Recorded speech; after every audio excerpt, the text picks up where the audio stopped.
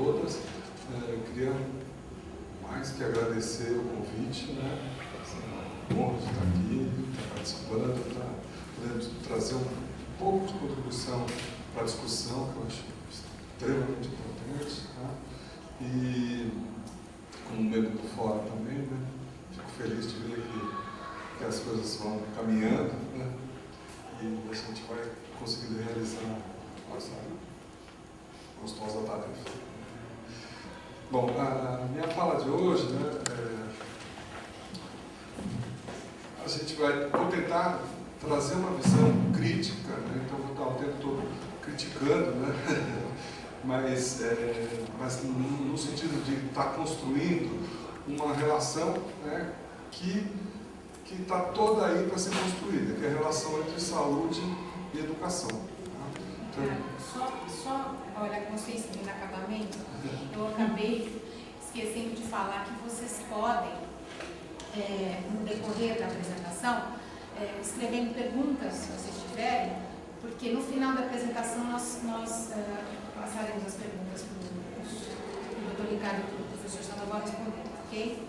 Então, o que eu estava falando é uma relação que está toda aí inacabada, como a Lucy falou, totalmente inacabada, totalmente está aí para ser construída.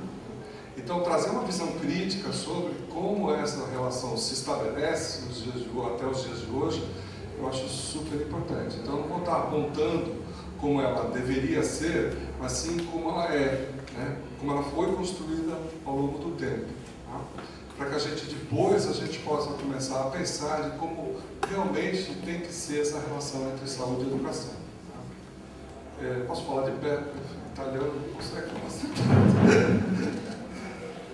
Dá para falar de pé, gente? Você quer? Não, pode ficar. Vou trocar de pé. Acho que melhor. Dá para você.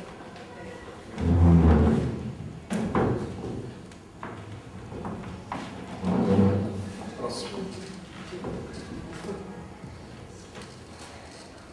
Então, em que contexto a gente tem que dar uma analisada historicamente, como é que acontece, em que contexto essa relação entre saúde e educação ela vem acontecendo? Tem muito a ver, né, com a história social da criança. Eu acho que tudo na nossa história vem do passado e carregando até os dias de hoje. Eu acredito muito nisso, né?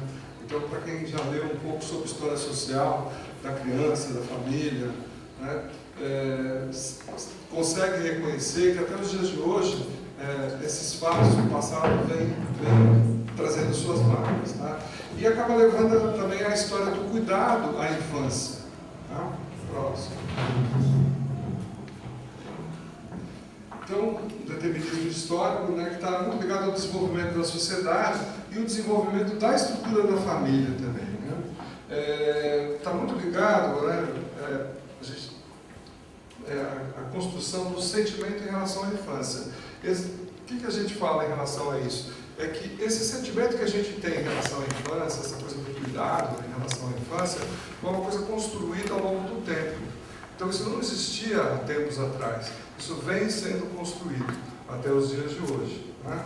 E está muito ligado à percepção numa época, até o século XVI, XVII, em que as crianças estavam muito desprotegidas. Morriam muito facilmente, adoeciam facilmente, e daí houve uma preocupação muito grande, não uma preocupação tão, assim, vamos dizer, carinhosa com as crianças, mas era uma preocupação muito a ver com a preocupação do Estado em relação à mortalidade da sua população.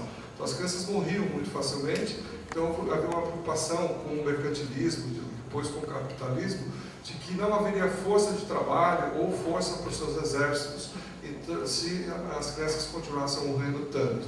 Então esse é o começo da construção de um sentimento em relação à infância e do cuidado em relação à infância. Né?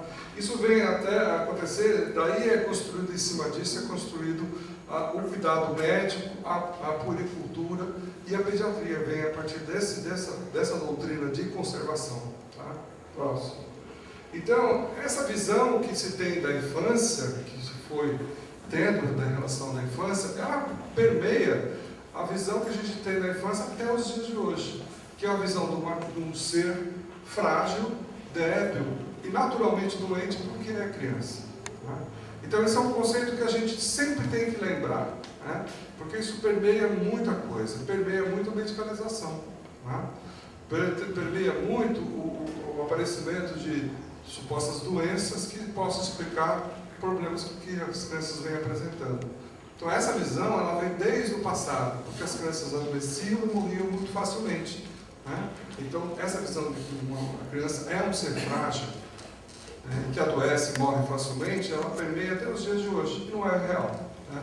A criança não é um ser frágil, ela não é débil, doente porque é criança. Ela tem uma vitalidade, né? uma força vital até maior do que um adulto e um idoso.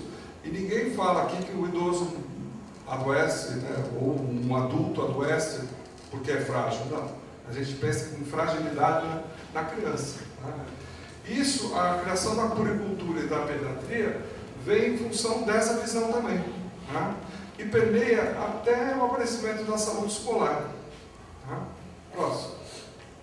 Então a saúde escolar, ela se origina no século XVIII e ela vem da interseção de 3 doutrinas, que é o higienecismo, né? Aquela coisa de que o ambiente tem que ser são para a pessoa aprender, né? Isso é um conceito que permeia até hoje na saúde escolar, né?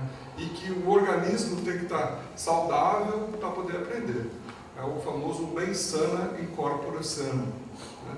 Então, é uma ideia que a gente tem até hoje. No eugenismo, né, que o eugenismo que prevê, que pensa o ser humano como um ser humano tem que ser perfeito, de uma raça pura, então está na raiz do nazismo, né, tá? E permeia a saúde escolar na visão de que só os que vêm de uma classe social melhor é que podem aprender, né? Então, e da puericultura. A puericultura, ela nasce no século XIX, 1865, na França, como a ciência de se elevar higienicamente a criança. E a puericultura, ela sempre fala com a família, com a mãe, sobre a criança, sempre num tom muito professoral, ensinando a mãe como cuidar da criança. E isso tinha uma importância muito grande na época. Foi uma das estratégias para diminuir essa mortalidade, o abandono e melhorar o cuidado da criança. E a saúde escolar, ela traz a puericultura no seu pensamento, né? Só que a saúde escolar, enquanto a puericultura fala com a mãe, a saúde escolar, então, os interlocutores da saúde, é muito mais ampliado. É a família, são os educadores, os governantes, enfim, toda a sociedade. Então, toda a sociedade dialoga quando a gente fala sobre saúde escolar. Próximo. E como é que é calcada essa relação entre educação e saúde? A educação e essa relação traz todas essas doutrinas. Eu falei assim bem rapidamente, porque o tempo é muito pouco. Isso aqui que eu falei, dava para se falar horas aqui a fio, tentando olhar e explicar como é que a gente chegou até os dias de hoje nessa questão, dessa relação entre saúde e escola. Então, eu dei uma pincelada rápida, espero que tenha sido suficiente para a gente poder se situar, mas essa relação entre saúde e educação traz todos esses discursos do passado, toda essa coisa do passado até os dias de hoje, né? E incorpora dentro das escolas os saberes e práticas médicas, gerando 2 problemas fundamentais e complementares. Próximo. O primeiro problema é quando a saúde é incorporada pela educação. Então, a saúde ela entra dentro da educação, trazida pela educação. Tá? Então, gera 2 problemas que a gente, 2 situações que a gente pode analisar. Primeiro é a criação dos serviços de saúde escolar. Tá? Esses serviços, eles foram criados desde o século XVIII, XIX, desde que começou a se pensar em saúde escolar, dentro daqueles princípios de higienecismo que eu falei para vocês. Né? A nível prático, a maioria desses programas, os serviços e atuações que são feitos dentro da escola se limita mais, no passado, geralmente teria se limitado a uma inspetoria de alunos, né? Ou seja, se dá uma rápida olhada nos alunos, tentando se fazer uma triagem efetiva, né? Então, algumas ações curativas sem repercussão sobre a saúde da criança. Então, essa é a história do nosso histórico de saúde escolar dentro das escolas, quando existiam serviços médicos dentro da escola. Pouca ação, então, algumas ações curativas, alguma triagem, na verdade uma inspetoria, né? uma inspeção de alunos, não uma ação médica efetiva, né? Sem repercussão nenhuma sobre a saúde da criança. Isso, essa é a crítica que a gente tem, sabendo que tem um lado positivo, né? Porque seria importante a participação, a atuação dentro da escola, no sentido de estar identificando nessas crianças que estão dentro da escola, as crianças que têm algum problema orgânico, né, como um déficit visual, um déficit auditivo, que possa impedir o aprendizado. Então seria importante isso, mas só que na prática isso não se faz efetivamente. E outra forma de incorporação da saúde pela educação seriam os programas de ensino de saúde nas escolas. Tá? Então, isso tem um lado positivo bom, né? Nossa, positivo bom não, tem um lado positivo, né? Quando bem realizado, né? No sentido de estar trazendo informações para as crianças e os adolescentes sobre o cuidado da saúde. Então não teria um grande problema a atuação desses tipos de programas de ensino nas escolas. Né? A gente vê. Seriam as escolas promotoras de saúde, né? Onde se aproveitaria o espaço da escola, o espaço onde as crianças estão, para trabalhar com elas conteúdos de cuidado próprio, né? Como se cuidar e tal. Então seria uma coisa até que interessante. Próximo. O outro aspecto dessa relação é o contrário. É quando a saúde incorpora a educação na sua prática. Aí que gera um grande problema. Tá? Então é quando o setor saúde aplica na educação uma visão clínica tradicional e aí acaba levando à medicalização do fracasso escolar e do comportamento. Tá? Próximo. Bom, já começamos a falar de medicalização, então é bom parar um pouco e vamos tentar entender o que seria a medicalização. Tá? Então, muita gente para e se confunde entre o ato de medicar e a medicalização. Então, medicar seria administrar um tratamento, um fármaco ou outro tipo de tratamento, com o objetivo de tratar uma determinada enfermidade de acordo com a sua etiologia. Quer dizer, seria aplicar um tratamento com uma determinada enfermidade cuja etiologia se conhece e tem um tratamento efetivo. Tá? Isso é medicar. Já a medicalização, pelo contrário, é a indicação de fármaco ou outro tratamento para tratar afecções cuja etiologia não se conhece bem ou é de outra ordem, seria de ordem psicológica ou social, ou em realidade nem sequer se trata de uma enfermidade. Então são duas coisas bem diferentes. Então, quando a gente fala de medicalização e medicar, essa é o que a gente tem que estar pensando. Próximo. Então a medicalização seria a redução de questões amplas e complexas que deveriam ser analisadas por diversas disciplinas, como antropologia, sociologia, história, política, né? E é reduzida a um único campo, a medicina. Então toda essa esfera, todo esse outro campo de pensamento, de conhecimento, se anularia. E tudo se explicaria através da medicina. E mesmo dentro da medicina, na sua visão mais biologicista. Então seria um processo de biogenização de questões sociais. Próximo. Então, nas sociedades, as ocidentais principalmente, a gente vê cada vez mais crescente a translocação, a mudança para o campo médico de problemas inerentes à vida. Né? Então a medicalização não ocorre só na questão, na área de saúde escolar, na área escolar, na criança, no adolescente. Né? Hoje em dia a gente vê todo um movimento de estar tratando questões de vida como doenças. Então, se a pessoa não dorme bem, tem que tomar um remédio para dormir. Se ela está muito agitada, muito ansiosa, ela tem que tomar um remédio para ficar menos ansiosa. Se ela está triste, abatida, ela tem que tomar um remédio porque ela está deprimida. Quer dizer, Então, hoje em dia, todas essas questões que antigamente eram consideradas de uma outra maneira, né, e levadas de uma outra forma na vida, hoje em dia elas são medicalizadas, trazidas para o campo médico, como se o campo médico fosse capaz de resolver todos os problemas da nossa vida, que são inúmeros, né? Então, transformando artificialmente questões não médicas em problemas médicos. Próximo. Então, a medicalização seria um processo histórico, antigo, baseado numa visão errônea da infância, essa visão que a criança é um ser frágil, naturalmente doente por ser criança, e calcado em preconceito e racismo, nos preceitos de higienecismo e eugenia. A relação de saúde e educação seria calcada numa relação entre saúde e educação, onde a saúde aplica na educação o seu raciocínio clínico, tradicional, privilegiando relações causais lineares, assim, a criança não aprende, está doente, tem que tomar remédio. Tá? Privilegiando, assim, escamoteando, assim, grandes questões políticas, sociais, culturais. Né? A educação, ela não é um processo que possa ser simplesmente explicado através da medicina. Ela é um processo muito mais complexo, né?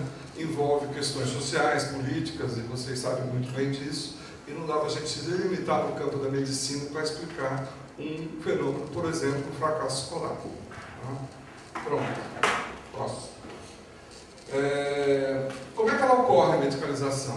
Né? Na prática, como ela ocorre? Ela ocorre quando as crianças são levadas ao consultório médico, através de seus familiares, atrás de uma vã esperança de que um diagnóstico e, consequentemente, uma cura, né, resolva os conflitos que a criança está sofrendo na escola. Então, é assim que ocorre a medicalização no âmbito escolar. Próximo. A medicalização é uma coisa antiga, né? Então, quando a gente fala de medicalização, hoje em dia a gente já ainda pensa logo nas questões atuais, mas ela já vem acontecendo há bastante tempo. Então, se explicava o fracasso escolar com outras formas, outros tipos de doença, né? Então, a desnutrição, por exemplo, foi uma grande responsável para se explicar o fracasso escolar. Então, dizia que a criança não aprendia porque ela era desnutrida. E na prática, muitas vezes, a criança nem desnutrida era. Ela era pequena, ela era magra, né? Ou ela de família mais humilde, de nordestina, negro. Então, se olhava para ela e falava, ela é desnutrida, por isso que ela não aprende. Né? Na verdade, essa criança nunca teve uma chance para aprender. E nem desnutrida ela era. Então, dentro da medicalização, a desnutrição foi um grande vilão até tempos atrás. Hoje em dia, fala-se muito pouco. Mas até hoje, você pode chegar no meio escolar e ouvir alguém dizendo, essa criança não aprende. Ela é desnutridinha, ela não come direito. Né? É por isso que ela não aprende. Né? Então, essa é uma outra. Então, na verdade, não existe nenhuma relação entre desnutrição e déficit de aprendizagem. A mesma coisa as anemias carenciais, até mesmo parasitose, né, que são verminoses. Né? Então, um bicho que está dentro da barriga seria responsável por um problema de não aprendizagem. Quer dizer, bem difícil, né? O bicho está na barriga, não está dentro da cabeça. Né? Então, por que ele seria responsável por um problema de aprendizagem? A prematuridade, sequelas de anóxidas neonatais, sequelas de doenças neurológicas, tudo isso aí tenta se explicar como sendo causa de fracasso escolar. Próximo. E há todas essas coisas antigas que ainda estão aí, não é que não se fala mais nisso, ainda continua se falando nisso, né? Apareceram os transtornos, né? Estão gerando uma epidemia de diagnóstico que a gente está vivendo hoje. Então, TDAH, dislexia, ansiedade generalizada, descalculia, depressão, transtorno de oposição desafiadora, déficit de processamento auditivo, né? São os transtornos que hoje em dia tentam explicar o fracasso escolar e os problemas de comportamento na escola. Né? Então, essa é uma medicalização mais recente, coisa de 1 ou 2 décadas para cá. E esse é o grande enfrentamento que a gente tem pela frente. Né? E o conceito de comorbidade, né, que hoje em dia vem crescendo. E por que existe esse conceito de comorbidade? O que significa isso? Significa que muitas vezes, por exemplo, dislexia não precisaria tomar remédio, né? Teoricamente não precisaria tomar, mas hoje se associa a dislexia, por exemplo, ao TDAH. numa comorbidade. Tá? Então, dislexia não precisaria tomar remédio, mas TDAH precisa. Então, criança com dislexia também tem TDAH e aí precisa tomar remédio. Tá? Então, isso que vem acontecendo. Bom, a gente aqui, né, vou fazer um aviso, a gente não está negando a existência de questões orgânicas, neurológicas, que podem comprometer as possibilidades de aprendizagem. A gente sabe que isso existe. Não estou dizendo que não existe. Tá? Ninguém está questionando o que é real. Então, uma criança com um problema neurológico grave, realmente ela vai ter problema de aprendizagem. Uma criança com déficit visual, auditivo, ela vai ter problema de aprendizagem. Não é isso que a gente está questionando. Né? A gente não nega a validade, a importância de medicação. A gente sabe que existem várias situações em que a criança tem que ser medicada. Tá? A gente não nega a necessidade de acompanhamento terapêutico. A gente sabe que tem crianças que têm necessidade de serem acompanhadas no serviço médico, psicológico, fisioterapêutico e assim por diante. Não está se negando aqui. Próximo. O que a gente está questionando é a distribuição de rótulo e doença a partir de avaliação parcial e imediatista. E do uso de pesquisa e literaturas que apontam para essas verdadeiras epidemias de transtornos que a gente vem vivendo isso. Isso que a gente está questionando. Tá? Então, a gente está questionando esse olhar que se lança sobre a criança e rapidamente se rotula. Ela tem uma dislexia, ela tem um transtorno de déficit de atenção, ou ela tem hiperatividade. Tá? Então, essa coisa de usar rótulos para carimbar as crianças, com isso que a medicalização, é isso que a gente critica. Então a gente critica a prescrição indiscriminada e irresponsável de medicações e terapêuticas. A gente questiona a desresponsabilização diante do fenômeno do fracasso escolar, que vê nossas crianças e adolescentes como seres em que falta algo, né? E falta a possibilidade e potencialidade de aprender. Então é isso que a gente questiona. Tá? Próximo. Como é que ficam as pessoas, todos nós, frente a esse fenômeno atual que a gente está vivendo? Como é que ficam os professores? Os professores ficam muito aflitos. Né? Muitas vezes eles encaminham, com ou sem um relatório, tá? Para os serviços médicos, sejam eles pediatras, neurologistas, psicólogos, pedagogos, fonoaudiólogos, né? Pela ansiedade que eles vivem, tá? De não estar conseguindo lidar com uma criança no ambiente escolar, ou porque ela não aprende, ou porque ela tem um comportamento diferente, tá?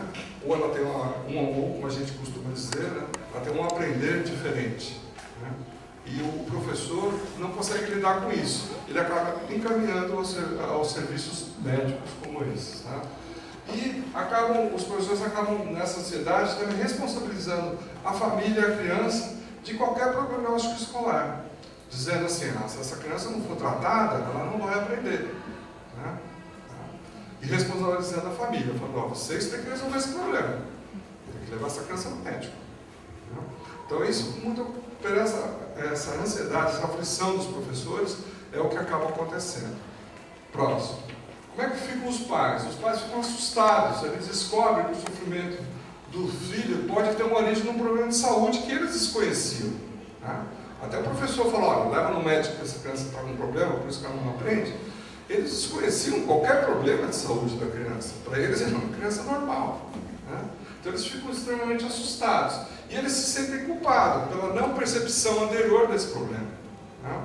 E pelo tratamento familiar que é dado até então ao problema. Então, então nós estamos falhando como família, como pais. Estamos reconhecendo e temos tratado ele como se fosse uma criança normal. Né?